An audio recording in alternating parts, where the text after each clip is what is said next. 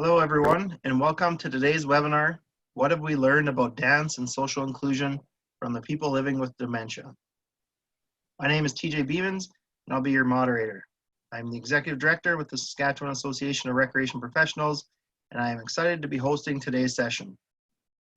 I'm pleased to introduce today's speakers, Rachel Barr, who is the Manager of Health and Research Initiatives at Canada's National Ballet School, and Rachel Herron, who is an Associate Professor in the Department of Geographic and Environment at Brandon University and a Canada Research Chair in Rural and Remote Mental Health. Before I hand the mic over to Rachel, I have a few housekeeping items about this webinar. First, this webinar will be available on demand after the live session and will be available through a link on our social media channels and website sarponline.ca. Next, we'd love to hear from you during today's presentation. If you have a question for our speakers, please feel free to send it through the question tab at the bottom of your screen. We'll be answering questions midway through the session and at the end. If we don't get to your question during today's webinar, we will be sure to follow up afterward. And last but not least, I'd like to thank our session partner today, the CTRA Saskatchewan chapter.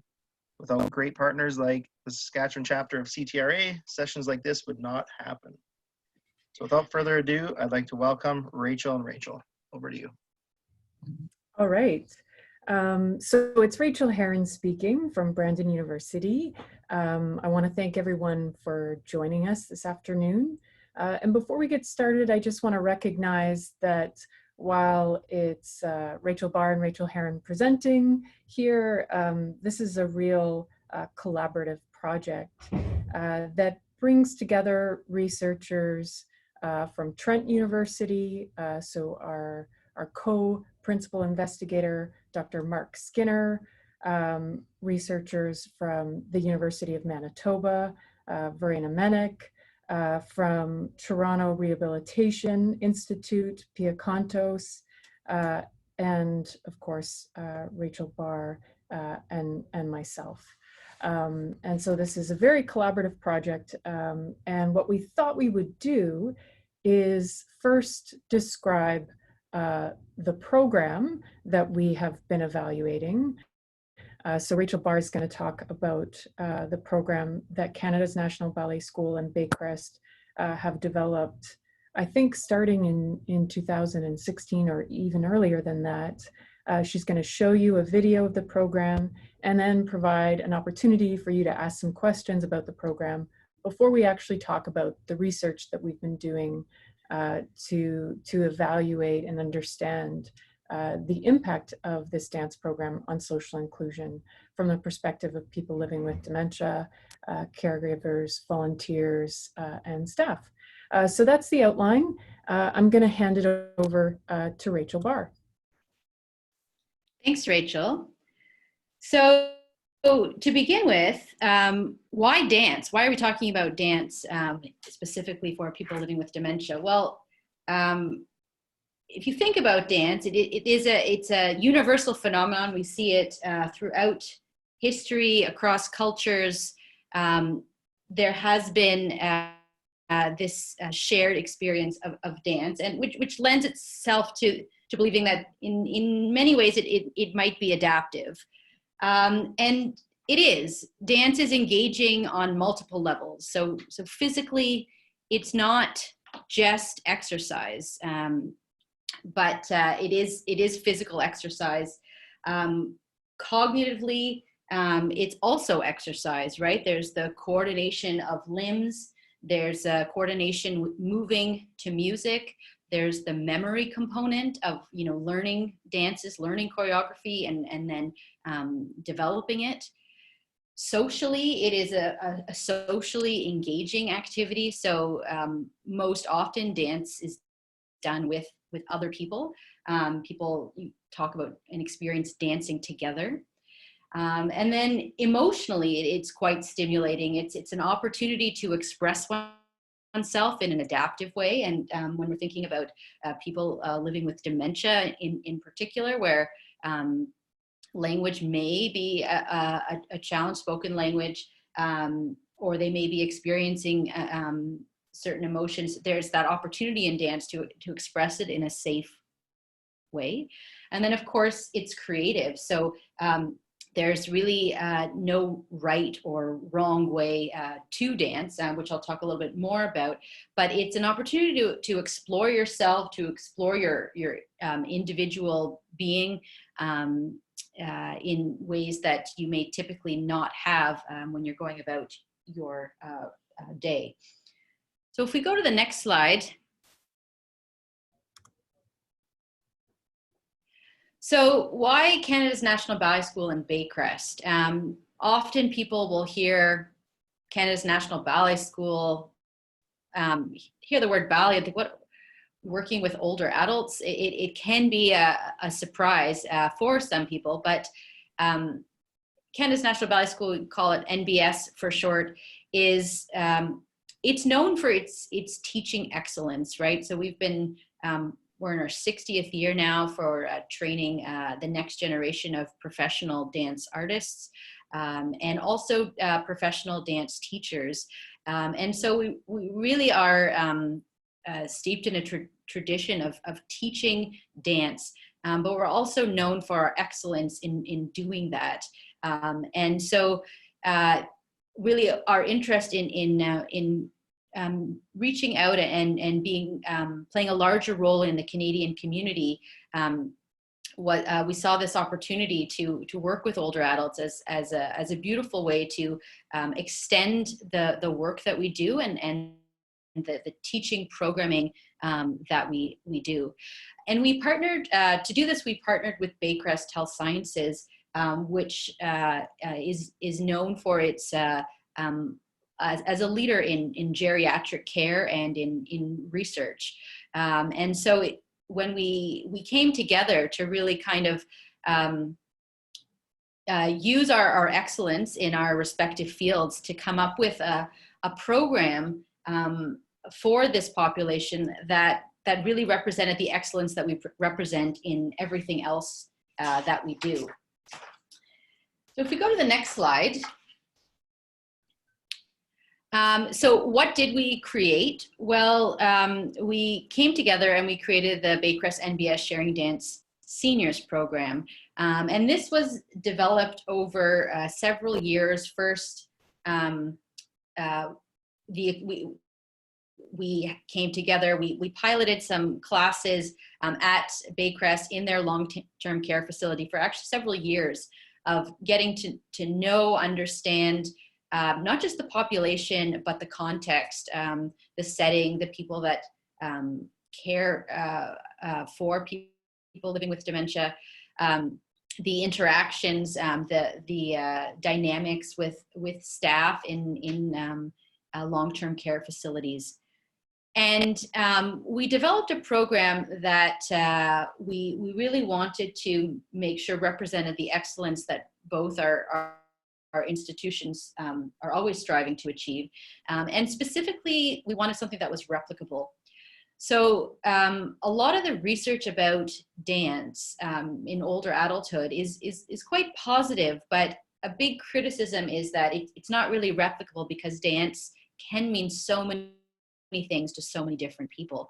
And so when we created our program and we knew we wanted to be able to share it, we really were quite conscious of how we can make something that that standard of excellence can be shared, and it wasn't just a one-off. And so in terms of our approach, we've tried to stay as close to possible as the structure of a traditional dance class. So what does that mean? If you go to any dance class, you would expect to start with a warm-up. You would expect to build throughout the class. And then, for example, you'll have some sort of cooling down at the end of the class, just as examples. And what we've done is our dance class is built on a protocol of a set number, 13 dances. And each dance has been given a physical and artistic goal. And so this is to acknowledge that physically what we're trying to encourage our dancers to experience in the class, but also an artistic goal, because dance, while it is a form of exercise, is an artistic experience, and that was really important. So if it's an opportunity to express oneself creatively, to improvise, to make eye contact, to notice your breathing, to notice somebody else in the room, these are all different types of goals that we're trying to support and encourage our dancers to experience. There is also a big emphasis on creativity in our program, specifically for people living with dementia, which also equals no right, no wrong way to do it. And this is really important as part of the experience, because everybody has different abilities and will come at it from a different place. And so there's no expectation of what the class actually ends up being for somebody. So the range is, somebody can be right involved in a class and, moving as big as they can and really engaged, to just, nodding their head or tapping their foot, or even closing their eyes and humming to the music. And that is still an experience of the class, or even somebody just watching the class. So we're setting it up really also for the success of everyone participating. And the other thing I want to emphasize is our approach is very much dance for dance sake. So there is a growing field of dance therapy that works specifically with older adults, but that is not our approach. We are not targeting specific symptoms and trying to ameliorate those symptoms. We are trying to create an accessible dance class for these populations. And there are, physical, cognitive, social benefits, all of that you can say, you can argue, yes, dance is therapeutic, but our approach is not about the therapy. Our approach is about giving people with different functioning levels access to a dance experience. And so also in terms of accessibility, we offer different options. So we actually break our programs down into two levels at the moment, where we have one for older adults, and then we identify a slightly different program that we offer for people with significant physical and or cognitive challenges. And that is typically the level that people living with dementia will engage in. It's presented in a slower manner, but throughout both levels of the program that we offer, we are always providing different options or variations to movement. So for example, we'll have a seated and standing version of a dance. Our program for people living with dementia is done entirely from a chair, but even there we have different options. If somebody finds it challenging to lift their arms up over their head, a different option is provided, or difficulty moving their legs, there's an option to do a similar movement with their hands. So really trying to make the program as accessible as possible to as many people as possible. So I think we can go to the next slide now. And I'll talk a little bit about how the program is delivered. So we started, actually it was back in 2013 that we partnered with Baycrest and started to in person try out a program and really understand it and develop it.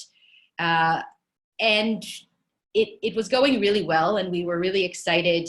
Our artistic staff at Canada's National Ballet School a lot of them are really masters in creative dance, and just doing some great stuff, and we really felt we were onto something. But that we wanted to reach more people. We wanted to get more older adults dancing, and so we started to look at a new model of delivering dance to help us get the program across the country, and that's done through on-demand video streaming. So what that means is that we are filming a class each week at Canada's National Ballet School in the studio with our live musician. And then that class is then broadcast to sites. So a lot of long-term care facilities participate, also retirement homes. We also have different types of community spaces. Some libraries have begun to take up the program and offer it in their spaces. And we offer 8-week terms of the program. So we have a fall, winter, spring, summer term that you sign up for. And you can do that class any time during the week, but each week we're adding another class to our online platform, which when you sign up for the program, you gain access to. So how this works is that on site in the long-term care facility or in the retirement home or in the community space, there is an on-site facilitator.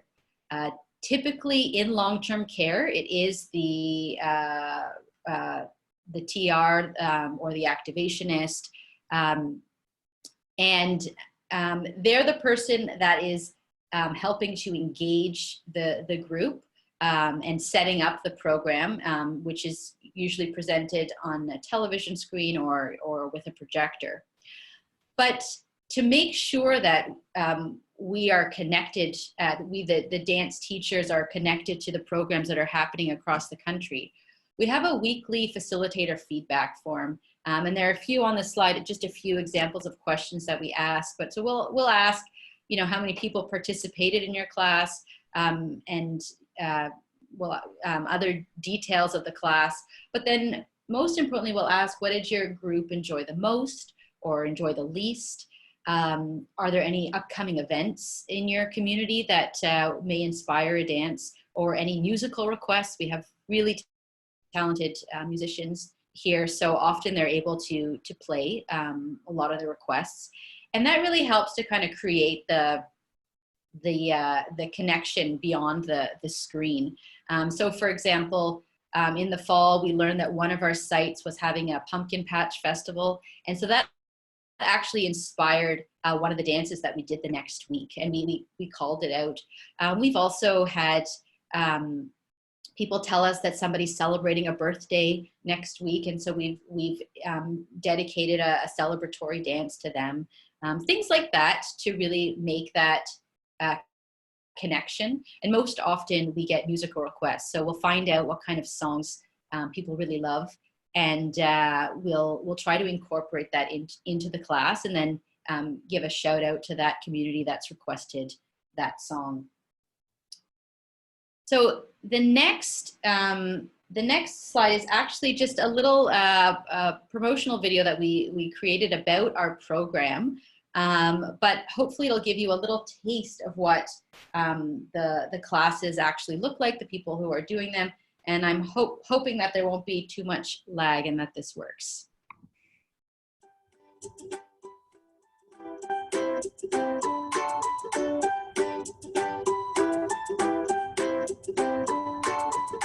Embrace the joy of dance.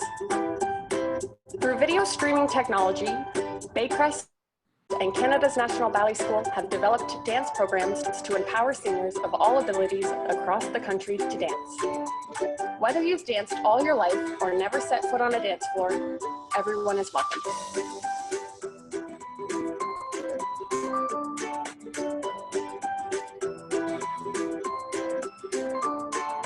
These safe and accessible programs engage seniors to be more active, socially connected, and confident through the artistic expression of dance. Move to music and experience the joy and benefits of dance with Baycrest NBS Sharing Dance Seniors.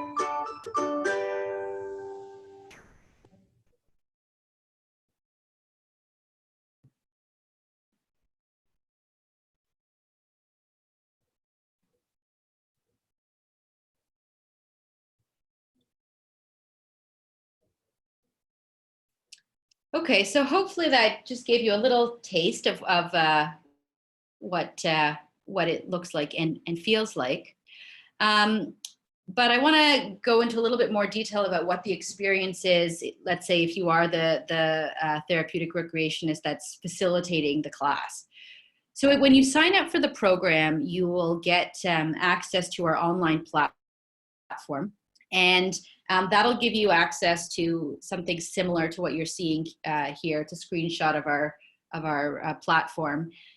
You'll see that there is, so you have the class, that week's class in the picture. You'll see our dance teacher and our musician. There's a facilitator training module that whoever is facilitating the class would do. It's a 30-minute module. It talks about how to set up your space and how to set up the connection, and also a little bit on how to help engage your group with the program. On the right-hand side, you'll see that there's additional resources. So there's a technical help checklist when you're first learning how to connect the program. There's our weekly facilitator feedback form. And that's really valuable in helping us make the program as meaningful as possible to your participants. We also have other information here as well. If you want to promote the program, we have templates and such to help you communicate in your community about the program. And really, everything that you'll need to run the program in terms of resources will be in the Reach platform. And then I'll talk a little bit more about what you need in your space in a little bit. But if we go to the next slide, if we're talking about what the program looks like in your space, we have some lovely pictures here in all different spaces. You'll see they're they're set up in a semicircle where they're looking at a television screen. You can see the middle picture on the bottom. They're all following along the screen. And this is something that we didn't know whether it would work, but through piloting, through the research project that Rachel Herron will talk about, we really got to understand that actually this program can be really engaging and meaningful to all different groups of older adults. So if we go to the next slide, what you need to actually be able to run the program in your site. Getting down to the nitty gritty, you do need a TV connected to a laptop, or I've also seen connecting to a slide projector. My preference is the TV because the projector, you typically need to dim the lights, and ideally you want to be dancing in full light if possible, but I've seen it work both ways. You do need a Wi-Fi connection so that you can stream the classes. And then chairs. So the program, the program is either all seated or seated with standing options, but it will always start in a chair. Armless is recommended when possible, just because there's no restriction in your movement, but we have lots of people in wheelchairs and such, and it's just a matter of working around that. And when you sign up for the program, as I mentioned, you will get online training to help facilitate the program, but you don't need any dance experience. That's a question that we do get. It's designed for people that have experience working with the population, working with older adults, are capable of navigating safety issues, setting up the computer running programs perhaps for seniors, but do not need to feel proficient in dance by any means to act as the facilitator. When you do sign up, you'll get access to all the resources I was mentioning before online. And then you're getting access to dance classes that are being taught by professional dance teachers at Canada's National Ballet School, our live musician. And of course, this has been informed by a developmental process in this program that's been both informed by evaluation and research. So more or less, that is our program in a nutshell. I'm gonna ask if anybody has any questions, if there's anything I could clarify at this point.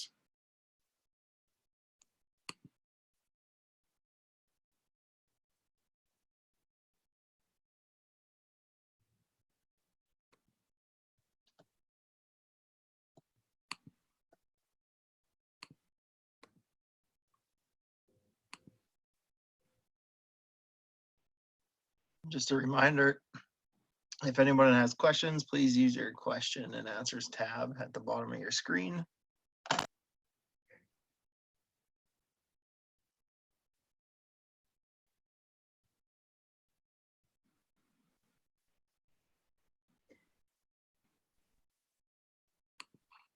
like everyone's quiet today.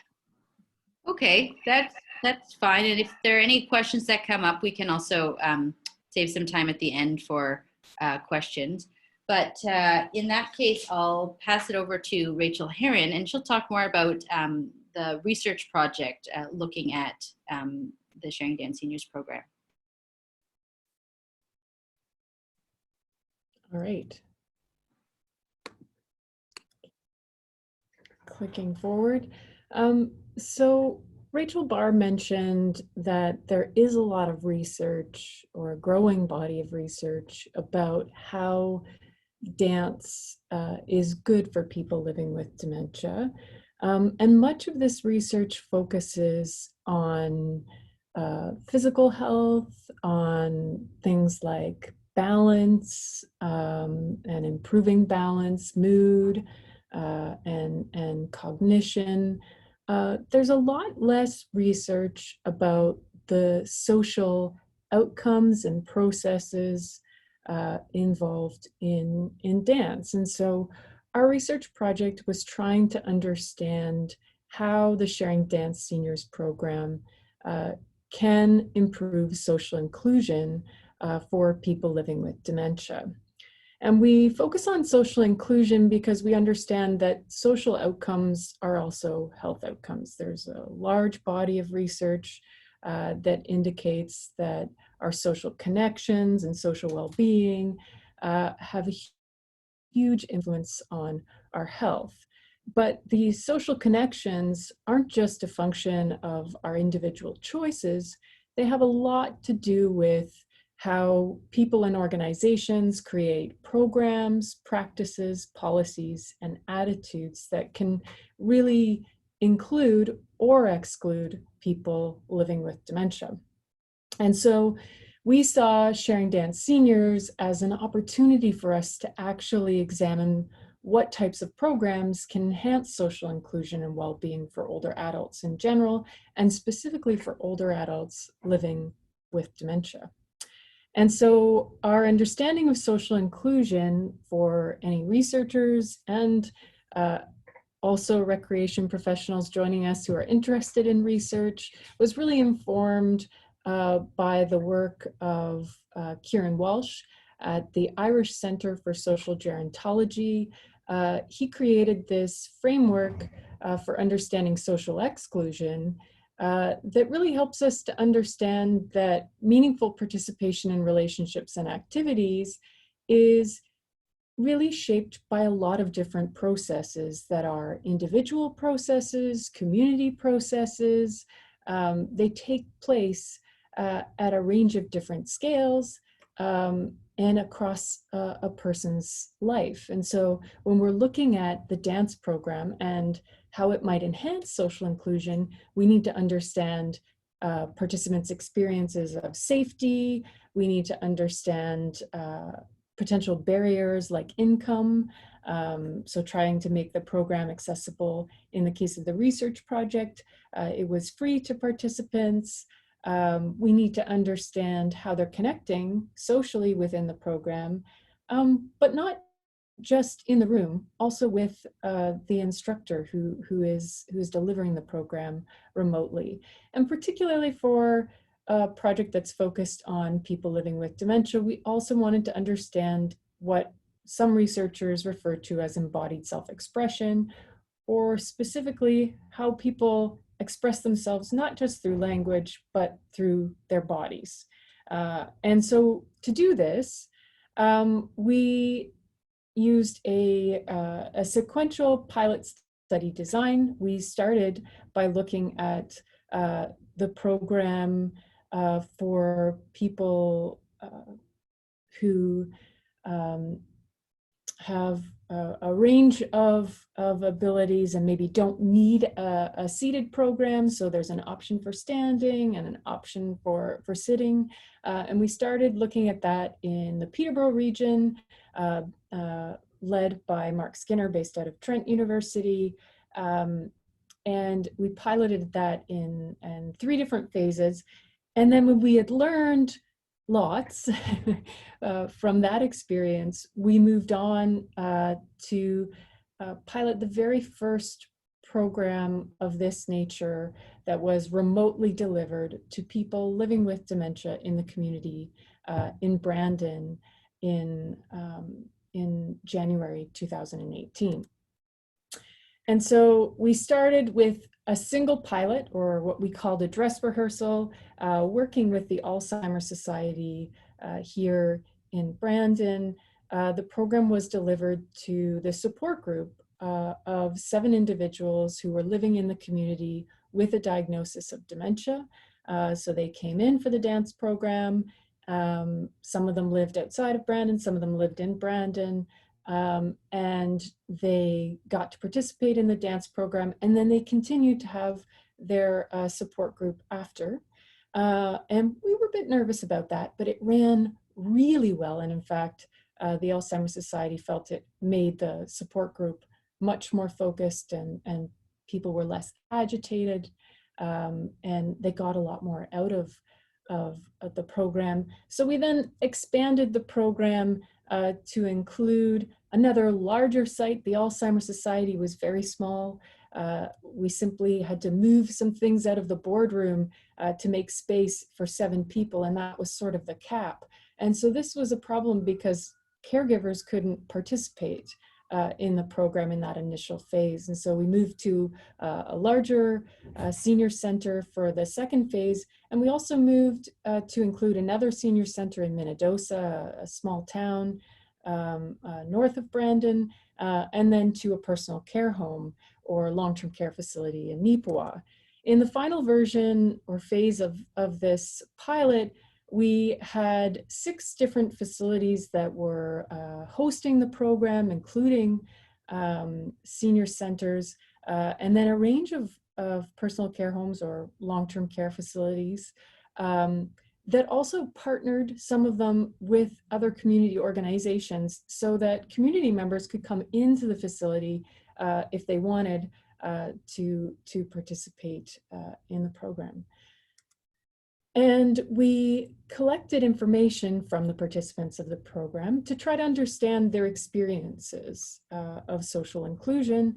And this included observing the dance participants over the 8-week program. It included an option for participants to keep a diary of reflection on what went well, what didn't go well, and how they felt immediately after the dance program, a focus group discussion after the 8 weeks had been completed. So group discussion where people could again share their experiences, and then one-on-one interviews. And across all of these different forms of data collection, we heard from a lot of different people who were involved in this program. So we heard from people living with dementia, we heard from family carers, we heard from facilitators and other staff, and also volunteers. And some programs were really good at accessing a volunteer base to support the program. So what you'll see in the slides ahead is our textual analysis of observations, of focus groups, diaries, and interviews. So we take all that information and we analyze it, and what we've provided are some short quotes to illustrate some key learnings from this research process. Here you have a little word cloud that certainly focuses on the movement, the hands, the arms, what they liked, their smiles, and so on throughout the process. So what we were particularly, I guess, concerned about, unsure about at the beginning of this research project was how well would remote delivery work with community dwelling and people in institutions who have dementia. And so what we were pleasantly surprised to hear across all of the phases of data collection was how much people enjoyed being part of something bigger. And this came out in the first focus group that we had in the first phase, when I asked one of the participants living with dementia what he thought about the on-screen instruction. And he said, she lives in Toronto, she knew who I was. And it was really interesting to see this kind of connection with the on-screen instructor, that she really did have a sense to him of who he was, which speaks to the success of the facilitator forum that Rachel Barr mentioned, and the facilitator feedback that was being provided. We also saw through our observation how that happened in real time. So we would watch the participants respond at the beginning of every dance session to the introduction from the instructor at Canada's National Ballet School that would mention the names of the sites, and everybody would say, "That's us," and raise their hands, as you can kind of see in this picture here, folks waving. And also there was usually mention of the facilitator in the room as well. So this really made people feel like they were part of something bigger across the various phases of the Sharing Dance Seniors program across this region. There was also a lot of feedback too about the value of getting out of the house for community dwelling individuals, and getting out of their rooms for people who are living in long-term care facilities. And so getting out of their room was something that a lot of staff members would comment, you know, when I say it's time to dance, some of those residents that I always thought it was really difficult to get them out of their room, it was a lot easier to get them out of their room. What we found to be most successful in terms of really facilitating connection and getting out within the community was also the way in which some sites would ensure that everybody got together after the dance program, and they would actively collect information about what went well within the group setting. And sometimes this didn't necessarily focus on the dance program that had just taken place. In fact, it would often focus on the memories that people had about square dancing, their partner, and one-room schools, and the music that they would listen to. And so all of these memories really informed the kind of feedback that was given to Canada's National Ballet School, but they also really contributed to this sense of connection within the community, within the group of people who were locally participating within the program. And we also observed a lot of connection of people living with dementia with their carers, which was particularly important. Facilitators would comment on how this was a really good opportunity that they hadn't seen for particularly the carer, who would come in sometimes every day and sit and have coffee with a person living with dementia. But they often felt that there was a lack of opportunity for the partner in care to engage equally in an activity with the person living with dementia. And so dance really offered that opportunity for equal participation. Participants commented that they really liked to actually see people from the community, volunteers, and other family members coming in, that wasn't something that they saw a lot of prior to the program. And others commented on how small towns really benefit from this kind of programming, that they felt like they were being put on the map. In terms of connecting with staff, we also saw a lot of interesting and different connections taking place, in part because of the remote delivery of the program.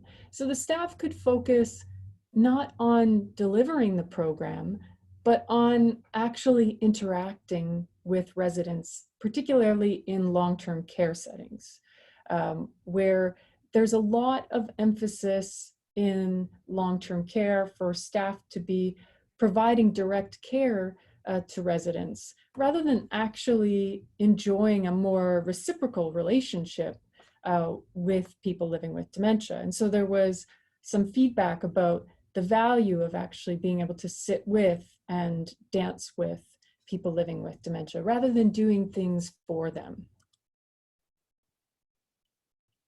A really important element of the program was also the use of creativity. And Rachel Barr spoke to the importance of creativity in the program design.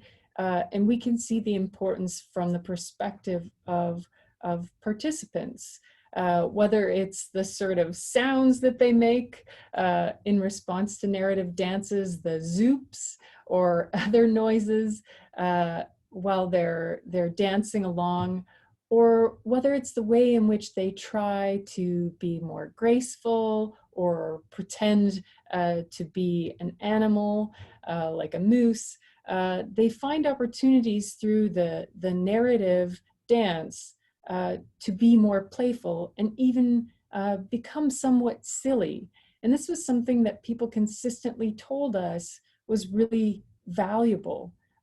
It's also something that was very much facilitated by the on-site facilitator.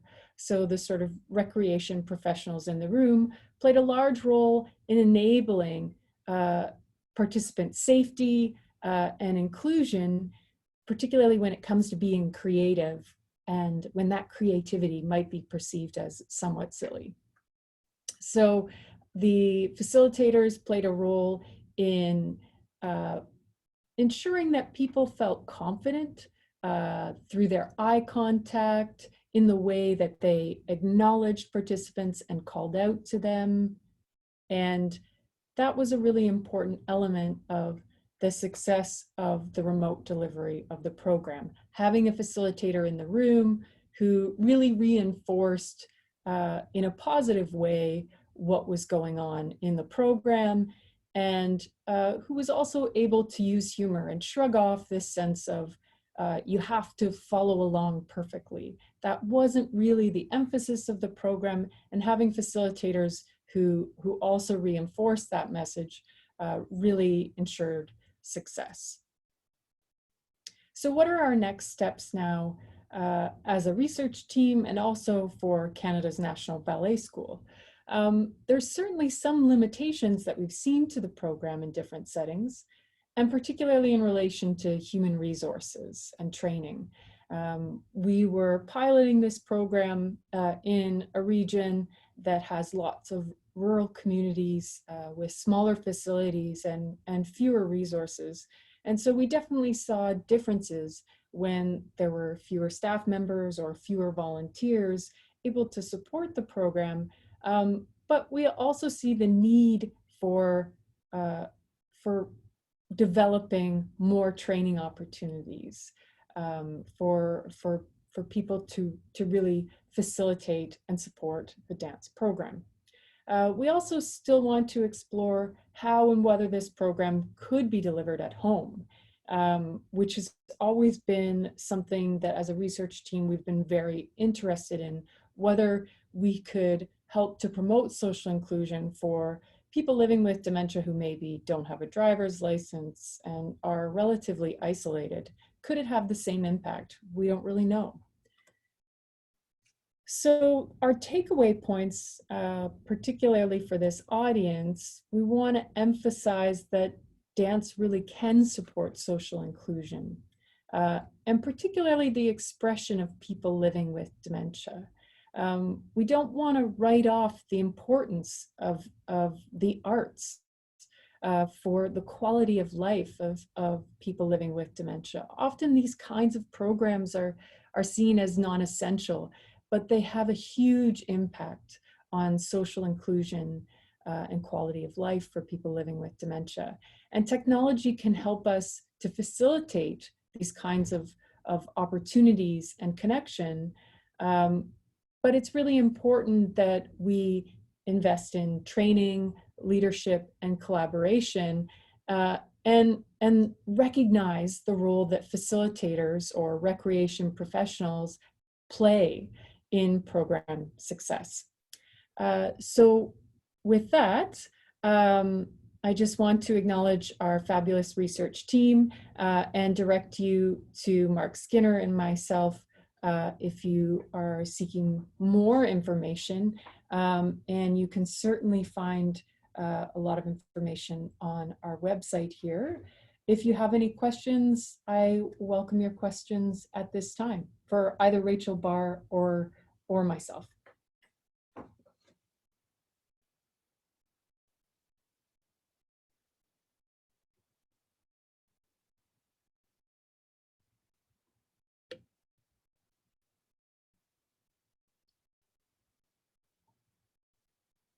Just a reminder, you can ask your questions through the question and answers tab at the bottom of your screen, or if that doesn't seem to be working for you, use the chat function.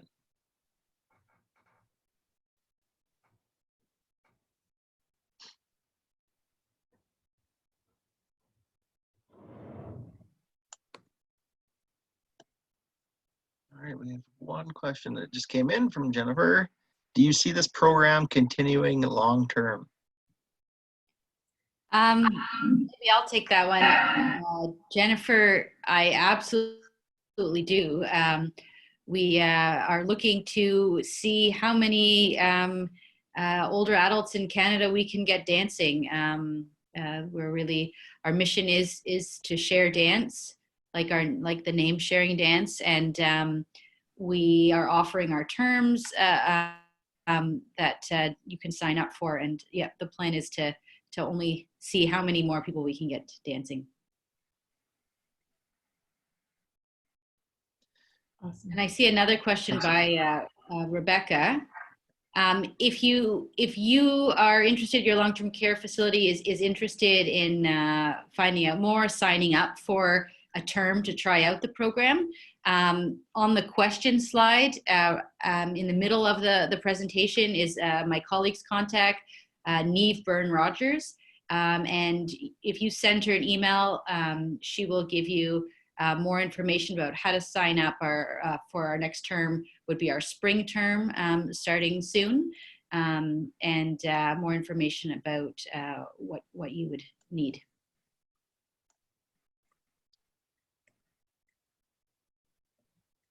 Another question.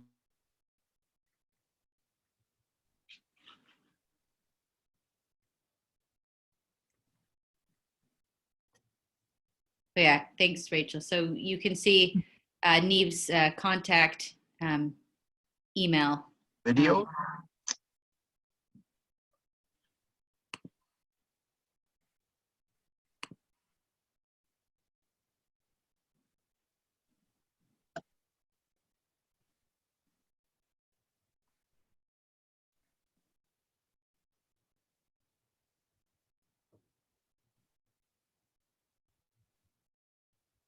Sorry, man, briefly got disconnected there. The question was the PowerPoint. Can the PowerPoint be made available to us?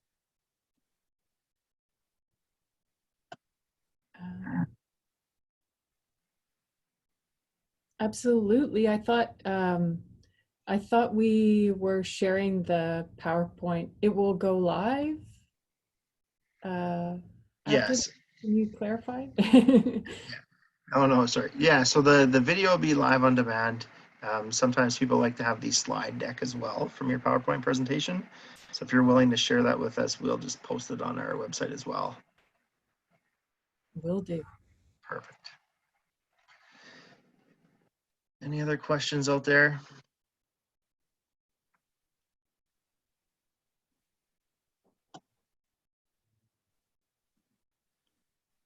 Right. Well, hearing none, if anybody else has any further questions or you think of something this afternoon or tomorrow, please feel free to contact myself, office@sarponline.ca, and I can relay your questions to Rachel, and we'll make sure we get those answered for you. Before we go, I'd like to extend a huge thank you to Rachel for sharing your research and experiences with us today. I am almost certain you will have follow-up questions and people inquiring about your program. And I'd also like to extend a thank you to CTRA Saskatchewan chapter for supporting today's webinar. Stay warm, everyone, and have a wonderful day.